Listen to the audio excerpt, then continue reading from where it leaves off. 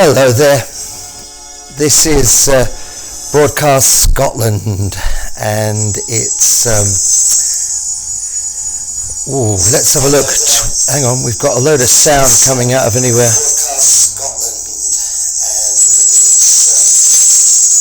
Hang on. There we go. We had a technical issue there. We've had two technical issues, but the rest of the program is going to be really, really cool tonight. It is the 20th of May 2019, and we've been out and about to the bonny banks of Loch Lomond. I'm sure you know the song, and I'm sure that some of you who are watching have been there. If you haven't been there, it is quite the most magnificent place to go.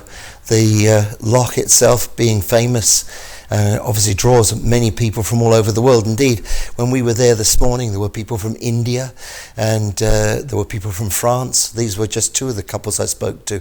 And but there's been quite a lot of controversy around Balloch in the southern end of Loch Lomond just recently. The picture on the wall behind me shows a plan of development which is between the Scottish enterprise and a company called Flamingo Land. Now, Flamingo Land are famous for a property they have in Yorkshire where they've built a theme park with a zoo and various caravans and such, and now they want to develop the land just by Balloch at Loch Lomond, and well, there's quite a lot of controversy about it. Lots of people don't want them to. In fact, whilst we were there, we didn't find anybody who was interested in the idea at all. But obviously there are people who would like to make some money there. There's the plan of the arrangements they wish to make, and there's the plans that they wish to proceed with. But we've been out and about, and I think there might be one other picture to show you. This is the actual sort of outline of the planning, which has gone forward for the planning process for the council. And the picture of the future in Loch Lomond, on the side of Loch Lomond, is this. Now, you will have your own thoughts about that, I'm sure. But today, the Green Party, Ross Greer, was with us, Broadcasting Scotland, beside Loch Lomond, and he had this to say about the whole project. Ross Greer, MSP, and for the Green Party, and we're here on the bonny banks of Loch Lomond this day. Why are we here? We're here today because the local campaign and myself are lodging almost 55,000 objections to the proposed Flamingo Land development here at Loch Lomond. That's a development that would see public land inside our national park sold off to a private developer. Their own environmental impact assessment says basically it's going to be devastating. There's going to be damage to the ancient woodland here at Drumkinnon Wood. There's going to be pollution of running water and standing water. There's going to be what they describe as fatalities amongst the local red squirrel and otter populations, and all for the profit of a private developer.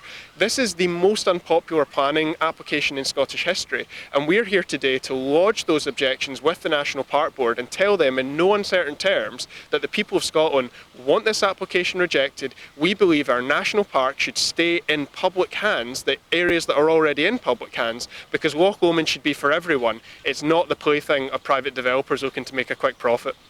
And apart from harming the wildlife, etc., why would anybody want to change what we've got? Doesn't it attract enough visitors as it is? Scottish tourism is actually doing amazing. Year on year at the moment, tourism in Scotland is growing. We're going through a really, really good period, and that's true here at Loch Lomond as well. In fact, there's a lot of concern that building this resort would put a lot of the jobs that already exist in tourism here. So the folk who are already running pubs and restaurants, hotels and B&Bs, who run the local attractions, those jobs might be put at risk because Loch Lomond is world famous. It's world famous for its natural beauty. That natural beauty will be damaged by building some massive resort here on the banks. That might be off-putting to a lot of people. So if you look at the number of jobs the developer said they would create, it's gone down and down and down, and it's actually now less than half of what they originally proposed. And the assessment shows that about 3/4 of the jobs they say they'd create would be created anyway because the local tourism industry is doing well. Those jobs were going to be created by growth in the industry anyway. So the developer needs what's called an overriding public interest because their development does breach a whole range of environmental criteria. It shouldn't be approved on the face of it. Their grounds for approval, they argue, is that the overriding public interest is the need to create jobs in an area like this that needs them. We don't disagree, there's a need to create even more jobs. More jobs are fantastic. This development is not creating more jobs. The number of jobs it's creating is going down and down and down. It's putting jobs that already exist here at risk.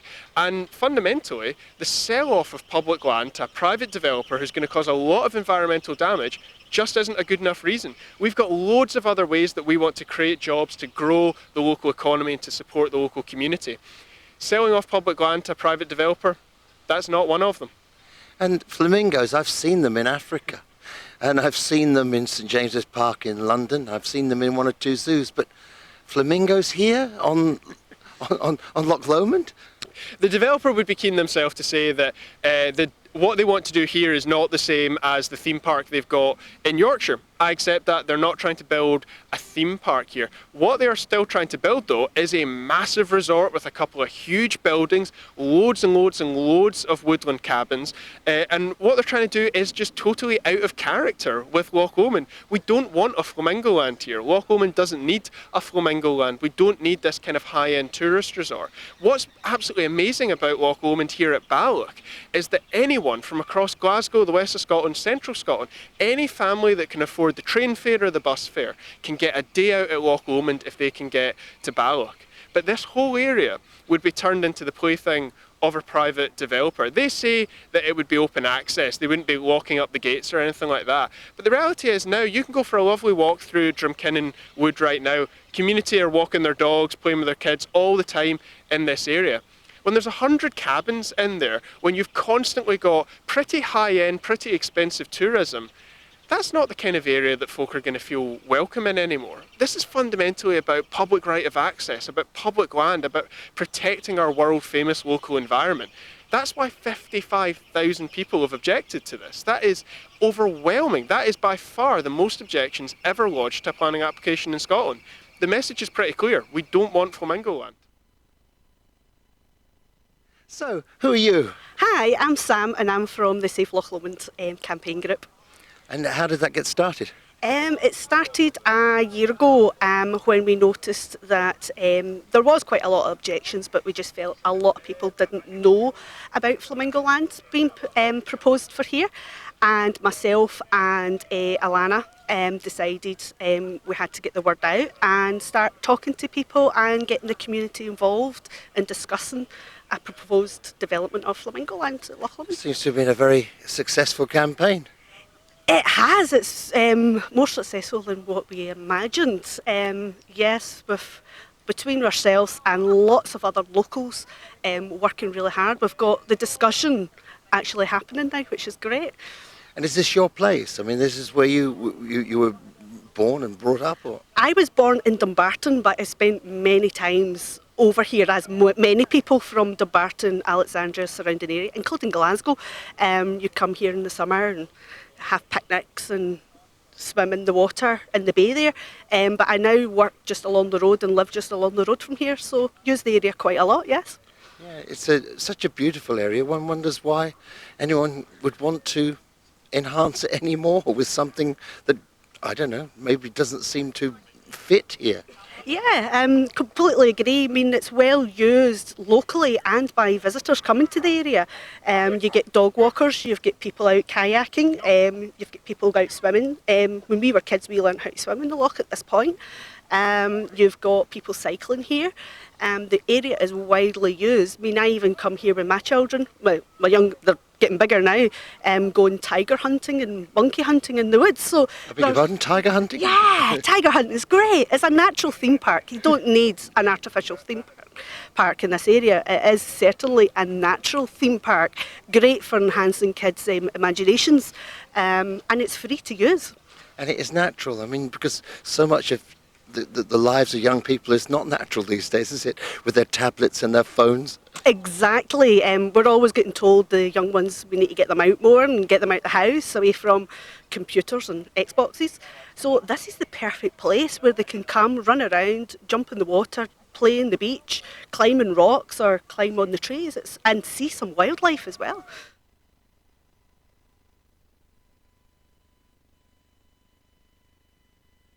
To maybe become employed or whatever, but obviously there's a lot of people who are against that scheme.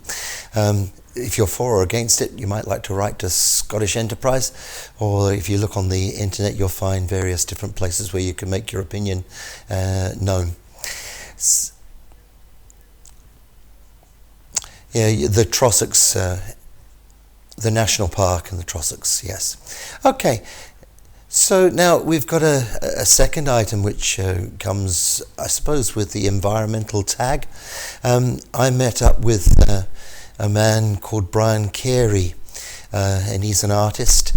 He stays in Auchinleck down in the East Ayrshire, and my pronunciation may not be your pronunciation, but I've heard people say it like that. So we've got a film now of an artwork which you might find extraordinarily surprising. Sunset over Loch Doon. And I found this, and across the road I found this, and down the road I found this, and in the ditch by it I found these. And then I found this, and then I came across the most unusual art I've ever seen. This beautiful little country road near to Auchinleck in East Ayrshire. And the gentleman that you're going to see on the right hand side is a man called Brian Carey. And he's made an art exhibition out of this entire country road. Here's the first part. And here, the second. Inside a car, because it's actually pouring with rain outside, which is exactly what the producer said it would do today. And I said, oh no, it's okay, we'll be fine. But with me, I've got a very interesting artist. His name is Brian Carey, and he does installations, is what I would say. And let's have a little bit about you, Brian, first of all. So, you know, I mean, I know that you've already reached the ancient times of being a grandfather. Yeah. So that's one thing, but maybe that's a personal thing. And so you're not a spring chicken, so you must have been around. And tell me a little bit about the background of your life and how long you've been doing your art. Oh, doing art, I started probably about the age of 20, just doing as a hobby the normal traditional stuff, going out doing landscapes round about this area. Then I met a very interesting amateur artist, a retired gentleman for the next village. I was absolutely blown away by the standard of his landscape painting, portraiture painting, and I says, I'm only playing at this. I felt, as though the stomach had been knocked out of me. I say, it didn't matter how long I tried, effort, whatever, I knew I'd never reach the standard of what that man is. So now we did look through the internet to find you last night, right. And we found one thing and another. Was one up in Glasgow. What was that about? Oh, I did many up in Glasgow. Have you? Like, aye, give us a description of maybe one that you found was more successful from your perspective. Successful from my perspective, probably the one that got me noticed mostly with the public would be the British casualties of the Afghan conflict.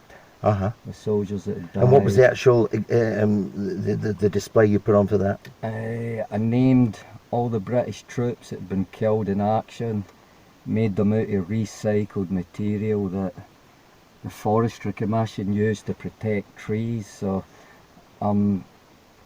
I've gradually got more and more into like eco-friendly art, watching carbon footprint. And actually that really rather neatly brings us into what we've come here today to discuss. You see, I was driving down here yesterday, and you come through a nice little country road where there was some horses in the field, and suddenly I came across a display which was absolutely shocking. It was also, to me, something that was like a Leonardo da Vinci, to be honest, because it was something that opened my mind instantly to a problem I've been thinking about for some time.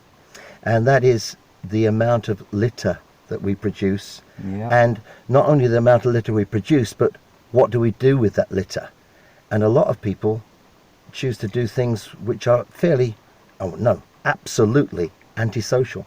So can you describe, we will show you, our beloved viewers, some of the installation on video in a minute. But can you, Brian, please just explain a little bit about this particular display? Right.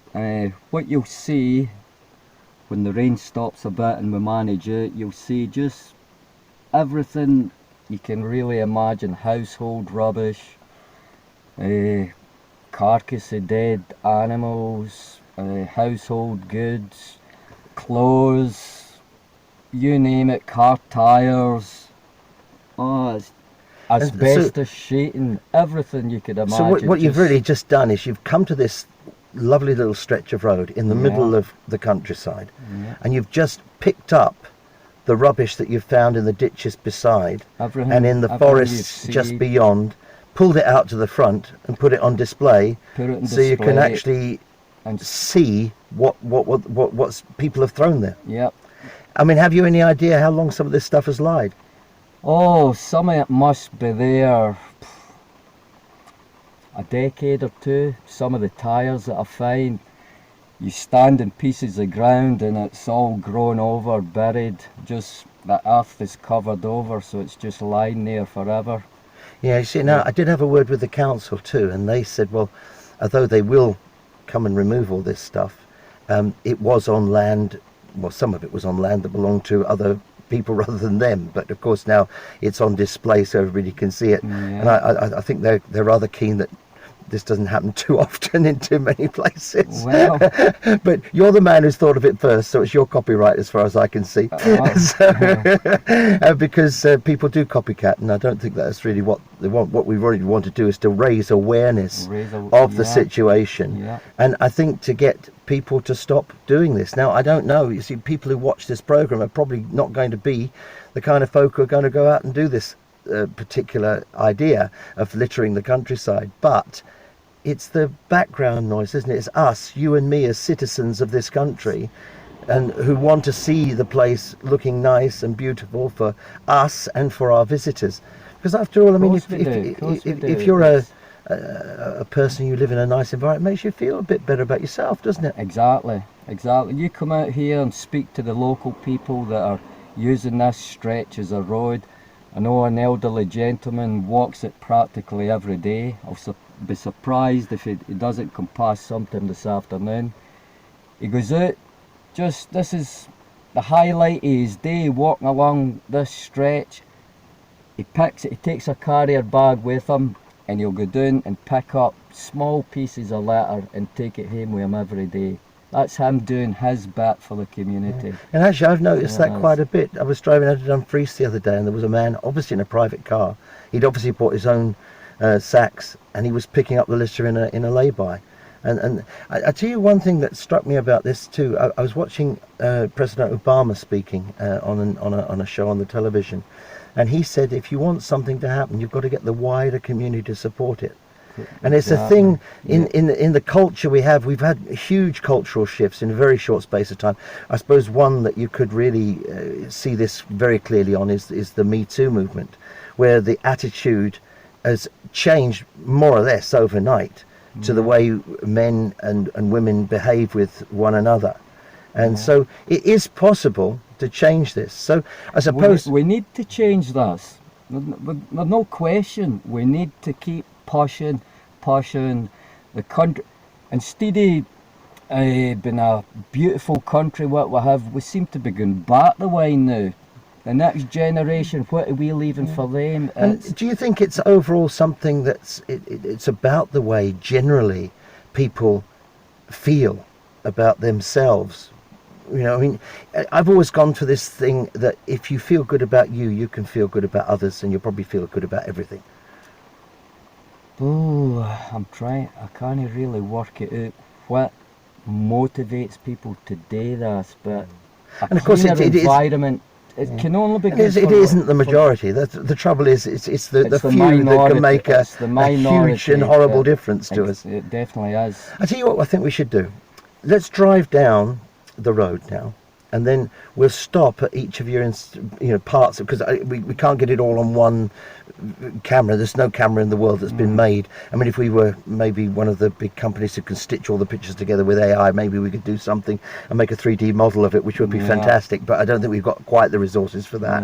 But we can certainly drive down, and we can look out through the window. You can describe and tell us what that part of your installation is all about, and give us a bit of insight to that.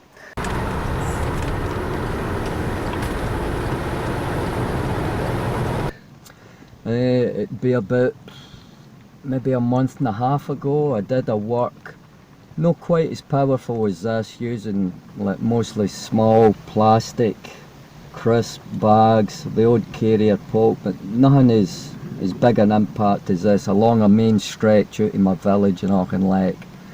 And it was a rainy day like this. I had my jacket, I had my hood up, working away, putting the litter into the bushes, paying no attention, just getting on with the artwork. I heard a couple of cars approaching at speed. They were just alongside me, and I felt a thud in between my shoulder blades. I looked down on the ground, and it was an actual bag of litter, Chinese carry-out, papers, all folded up, tied in a knot. I assume it'd be the driver's passenger had just put the window down and hurled it out deliberately at me. What have we got there? You've got please wipe your feet mat, old tyres. We've got the deer carcass. We've got looks like a bat windscreen, old carpet. Old TV, quite possibly there could be mere bones. It looks quite similar in that.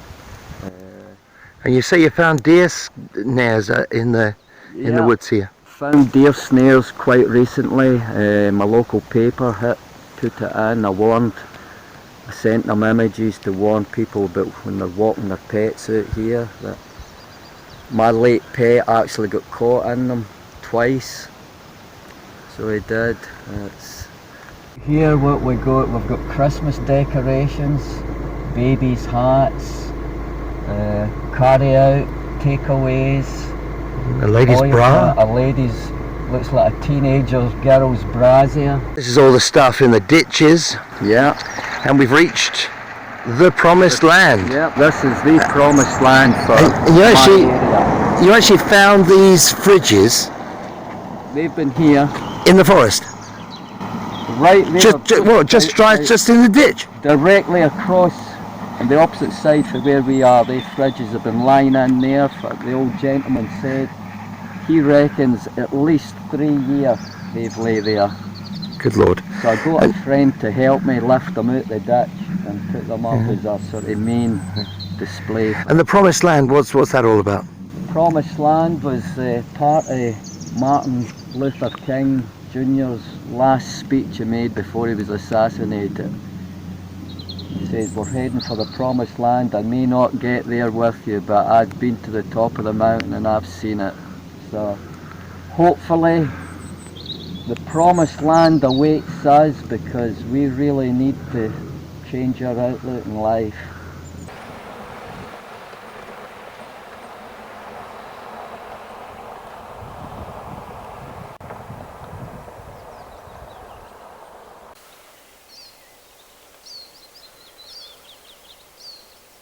I wonder if people really understand the consequences. No, well, I mean, you were talking about the foxes too. Yeah, along the woods here, there's so much household goods lying, bags of old food, everything, old meat. And there was a dustbin down there, like a waste bin you'd have in the kitchen. Yeah, and someone had just taken the whole bin and just put it in. Large wheelie bin, full of stuff, fill up, household rubbish, broken bottles, brought the actual bin out and dumped the kitchen bin there. And then we passed some marijuana plants a few moments ago. Yeah, the marijuana plants, they were dumped, the roots of the plant, 7, must have been a good size going by the stem at the bottom. They were dumped maybe about the 2nd or 3rd day when I started doing the work here. So it's never ending, what appears here overnight. It's quite amazing. Because I mean, for fly tipping, I think, is it £20,000? I think that's the fine if you get caught. I mean, of course, they've got to prove that you've done it, but I mean, but £20,000. I mean, I don't have that kind of money, do you? I hadn't got that, certainly. No. I hadn't got that kind of money. The other thing is, I found that apparently it costs Scotland as a whole £78 million every year to clean all this stuff up. 78 million. And of course, they don't even do the whole lot because there's just too much of it, I suppose. Yeah. This is glass you've got there. Yeah. How did all that glass get here? About a couple of weeks ago, the same old gentleman that walks here regular said there were like 4 council black boxes all full with drink bottles and cans. Within a couple of days, the council boxes disappeared, but you see the remains here. Somebody's just took pleasure in smashing some of them up. Oh, an animal came and stepped on that. Yeah. Poor little creature. My dog stood in a Buckfast bottle, ripped his back pad. He couldn't walk for 7 weeks. Good. 7 weeks he couldn't walk on it. And this is, I just wish people would think the damage they're doing. What, we got asbestos here? Yeah, bags of asbestos. Here, come away, it's not good for you. No. It's not good for you. And think of the poor fellows who have to come from the council to do this and clean it all up. You know, I think it's £40 an hour for a man to come and do it. I suppose that includes all the costs of everything they've got to do. That's probably not what he gets for doing it. But £40 an hour. And another place I was told of that had a clean up recently, it wasn't a very big period, it took them 3 days, £40 an hour. So it's 8 hours a day, 40 times 3 days. You know, it's a huge amount of money, isn't it? What I'm hoping here is that I can get people to come and help me clean as much as possible, pick all this up. Hopefully the council will give us the bags so we can do all the hard grafting, and then it's all just down to but then the responsibility, the council will take it away. That's what I want. I want the community to get into this. You see, and of course it's not a bad place here to clean up in a sense because the traffic is minimal. Yeah. But of course some places when it's by a busy main road where people chuck stuff, and the Scottish government were talking about this the other day and about bringing in a new law if you throw stuff out of your car window. Let's hope that comes to fruition. Yes. So here we come to the title of the work. Yeah. Conceptual art is rubbish. Tammy Burns. So Tammy has been walking this street for years. Yep. And how many years? Oh, well, I've seen roughly, maybe. I retired out the mines for the shot in 1985. And I've been walking dry day since then. And you've noticed over the years lots of people dumping rubbish here. This got worse and worse as the years went on. Yeah. What was the worst lot you've ever seen, do you think? Well, I would say down there what I'm talking about, that's a bit worse. And almost every 2 or 3 weeks, and the split in the wood up there, there's always something dumped. Uh-huh. And do you think it's regular people, or do you think it's a lot of different folk? I would say it's pretty regular. Yeah? And personally, I think the problem is when you go to dump up at Scares now, you've got to pay for it. Well, that's a problem, I don't know. I'm only assuming maybe that's a problem. Because if you're a private person, you didn't have to pay up there. Yeah, but still, if you're coming to dump stuff here, you need a trailer. So it's costing them money too. And what do you think about Brian Carey's artwork? Very good. Yeah? Yeah. Certainly highlighted the problem, hasn't it? Yes, oh yes. It's very good and he works hard. The story of this film began at the beginning of February 2019. On the 22nd of February, I was travelling up from Castle Douglas towards Ayr, and on the side of the road near to Loch Doon, there was a fridge. I wondered what it would take for someone to leave their rubbish in such a beautiful place. It's now May the 12th, 2019. It's Sunday, it's a bright spring morning, and the great clean-up of Brian Carey's artwork is about to take place. My name is Councillor Claire Leach. I represent the ward of Ballochmyle. I'm also the council's deputy provost. I see the problem we have with the length and breadth of the entire local authority. I know it's not just an authority problem but also a Scottish and nationwide problem. What local artist Brian Carey has done is literally raised the profile of litter out of ditches, and you can really see from the film the amount of things that are dumped, and we're just trying to clear it all up. A community creates litter, it takes a community to clear it up, and we are absolutely just trying to do our bit to clear it and eradicate this problem once and for all, because literally when you see the amount of litter that is here, it's scary. This is a place that our families are living. We're bringing our families up here. People are coming to live, work, visit here.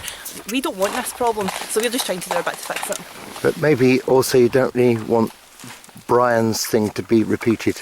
Oh no, absolutely. It's just trying to get the awareness out there actually, because sometimes when you're driving along or even just kind of walking, you don't realise what is in the ditches. What Brian has done is just raised the litter out so that you can see that. So hopefully that'll just be in somebody's mind next time they think they're going to throw a McDonald's packet or anything out of a car window.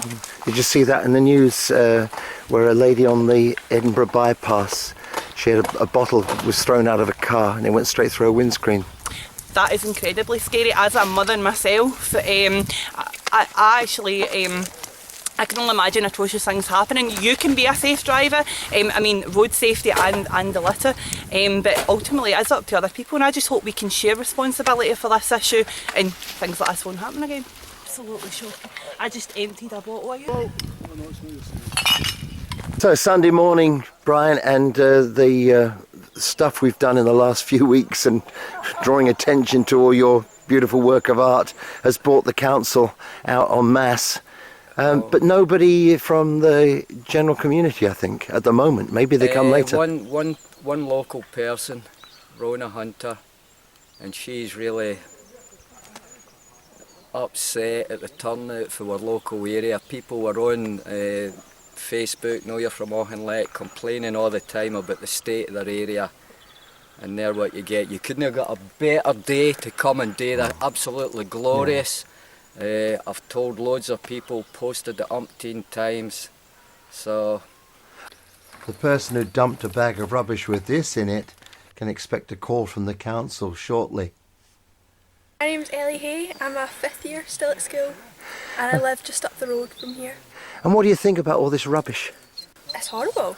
It shouldn't be here, but what Brian's doing with having it all, sorry, got my dog, having it all put up so everyone can see it is really good, because everyone knows about it.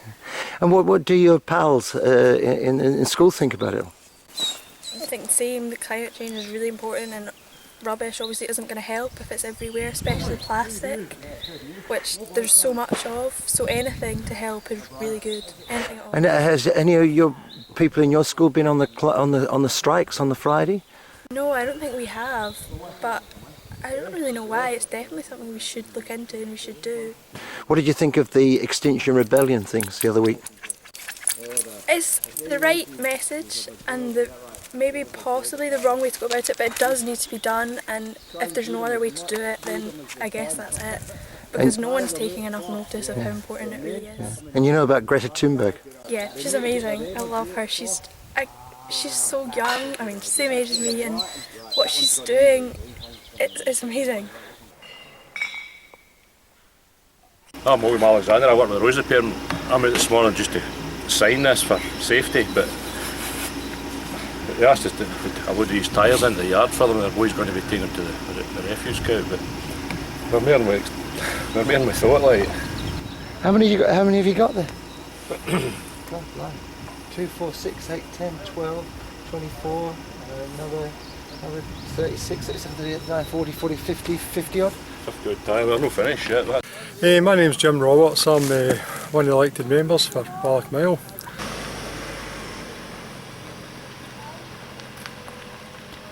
And golf balls. Show me the golf ball. Sudden Who's been playing golf down here? I know, maybe a Callaway driver or something like that, but real shame. But you can see there is a will to clean up. I think we've all got to take responsibility going forward. Yeah, the protection of the environment. I mean, the problem is one of cost as well as just disgustingness. I mean, what does it cost your council? Do you have... Well, I know from SEPA's latest figures, you're talking something like £2.5 million. It costs all the 32 councils. Yeah. That's money that could be better spent on other things, providing services. Yeah. But the thing is, I think everybody's becoming more awareness, greater awareness of the environment and the issues there.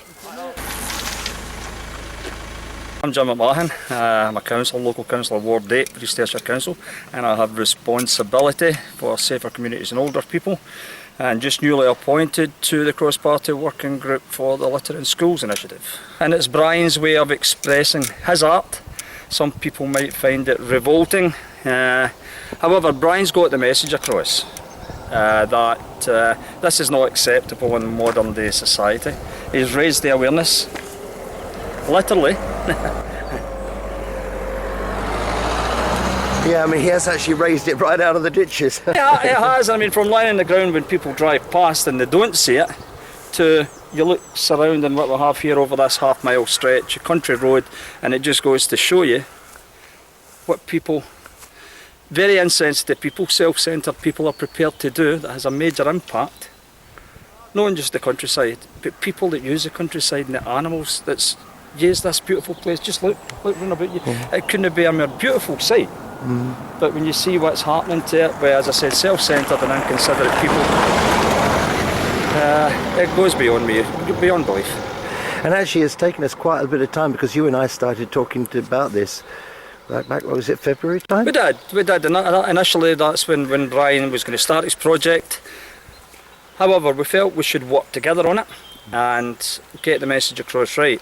And I think we would all agree on this, that he's certainly succeeded in the message that he's wanting to get across. Not just what Brian wants to get across, but we as a local authority want to put this message out here, that this is not acceptable. When you drive by and you don't get a second glance when it's in the ditch, raise that awareness and you actually see the impact that it's having on us. Yeah. The blocks are, they're a work of art in a cell, or should what are they? It was just big blocks. Is it?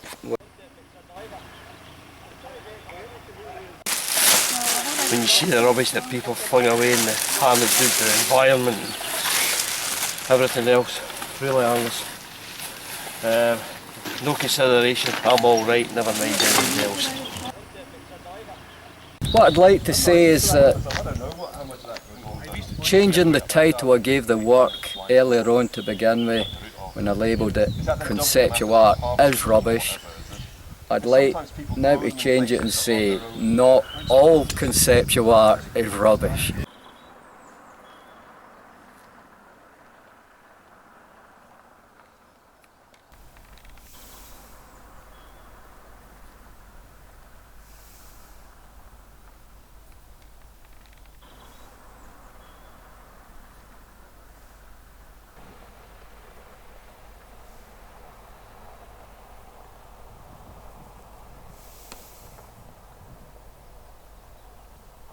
$47 bags I took off it in half a mile. 47 bags in half a mile by Luga. But you've got that nice big sign on the wall now, haven't you? Yeah, fresh and vibrant. Because I took a film for that and I put it in this. That's the football club. Yeah. Aye, I'm a member of it. Yeah. Aye, 47 bags I took off it. That's where I go to Ken Clare. Claire got the shortcut cleaned up for us. And Absolutely. Claire, I'll cover your face. Claire, come on over here.